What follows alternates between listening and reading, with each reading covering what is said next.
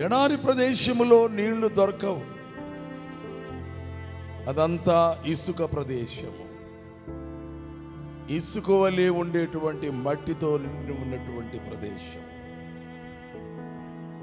ఎడారిలో చెట్లు మొలిచి ఎదిగి పచ్చగా ఉండేటువంటి పరిస్థితి చాలా అరుదైనది.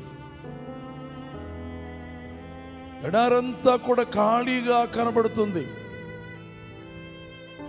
ఎడారిలో ఏమైనా చెట్లున్నవి అంటే ఖర్జూరపు చెట్లు. అందుకని వాటికి ఎడారి చెట్టు అని ఖర్జూరపు చెట్టుకు పేరు ఉన్నది. నీళ్లు లేకపోయినను ఎడారిలో అది బ్రతుకుతుంది, ఎదుగుతుంది. ఎంతో రుచికరమైనటువంటి కాయలు కాస్తుంది. విస్తారమైనటువంటి ఖర్జూరపు పండ్లు ఎడారి ప్రదేశాల్లో ఉన్న ఖర్జూరపు చెట్ల ద్వారా పండుతూ ఉంటాయి. మరి ఇప్పుడు ఒక చిన్న పిల్లవాడు ఇష్మాయేలు భుజం మీద వేసుకుని తల్లి ఎడారిలో ప్రయాణం చేస్తూ ఉన్నప్పుడు, అప్పటి వరకు తనకున్నటువంటి నీళ్ల తిత్తులోని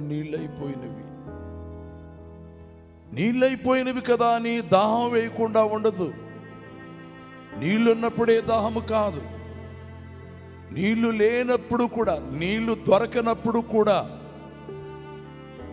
ఆ నీళ్లు ఎక్కడి నుండి తెచ్చుకోవడానికి వీలు లేనప్పుడు కూడా దప్పికయే. ఆ దప్పిక తీవ్రమైనప్పుడు తట్టుకోలేక కొంతమంది ఎడారి భూముల్లో, ఎడారి తావుల్లో ప్రాణాలు విడిచిపెడుతూ ఉంటారు.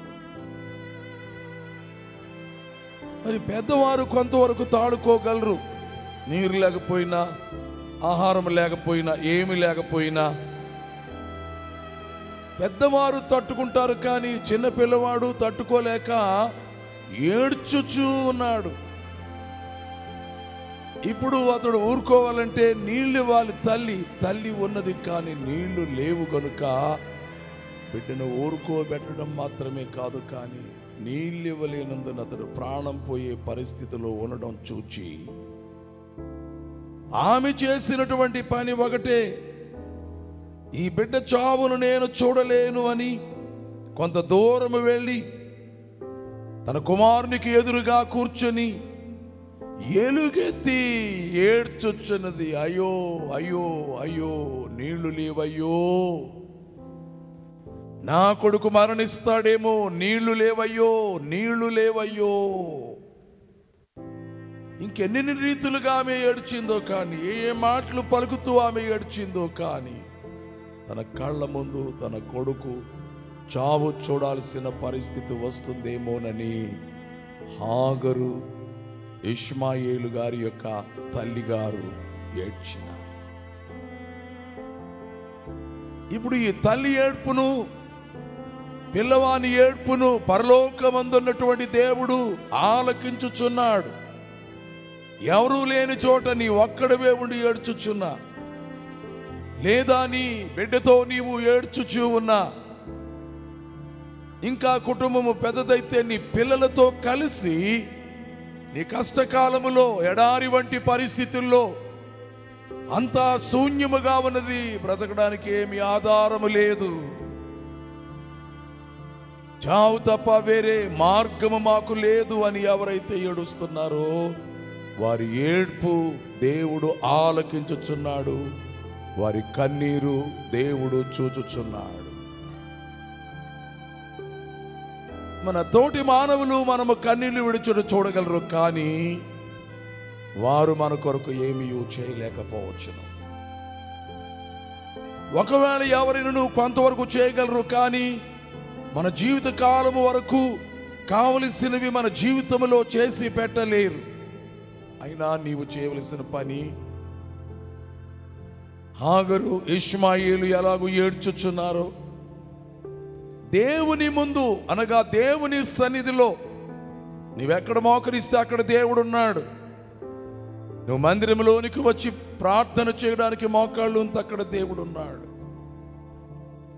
నీ ఇంటిలోనికి వెళ్ళి, లేదా నీ గదిలోనికి వెళ్ళి తలుపు వేసి నువ్వు మోకాళ్ళుని ప్రార్థన చేస్తూ ఉంటే అక్కడ దేవుడు నీ దగ్గరకు వచ్చి వింటున్నాడు. కొన్ని పర్యాయములు మనం ఎవరితో చెప్పకుండా ఇంట్లో తలుపులు వేసుకుని ఒక్కరమే బాధపడుతూ ఉంటాము. కానీ అక్కడకు దేవుడు వచ్చి చూచి వెళ్ళిపోయేవాడు కాదు, విని వెళ్ళిపోయేవాడు కాదు. నీటి ఊటను దేవుడు పుట్టించాడు, గుక్కెలు నీళ్ళు ఇవ్వడం కాదు. ఆ సమయానికి ఎన్ని నీళ్లు ఆ చిన్న పిల్లవాడికి కావాలో అన్ని నీళ్లు ఇవ్వడానికి కాదు. దేవుడు మాట్లాడుచున్నది, ఆగరు, నీకేమి వచ్చినది? ఆ చిన్న పిల్లవాడు ఉన్న చోటున దేవుడు ఉన్నాడు. నీ కన్నులు తెరిచి చూడు అనగానే కళ్ళ ముందు నీటి ఊట, ఇసుకలో నుండి, ఎడారిలో నుండి సమృద్ధి అయినటువంటి జలములు వచ్చేలా చేసినటువంటి దేవుడు మన జీవితంలో కూడా ఎడారి వంటి కష్టకాలములో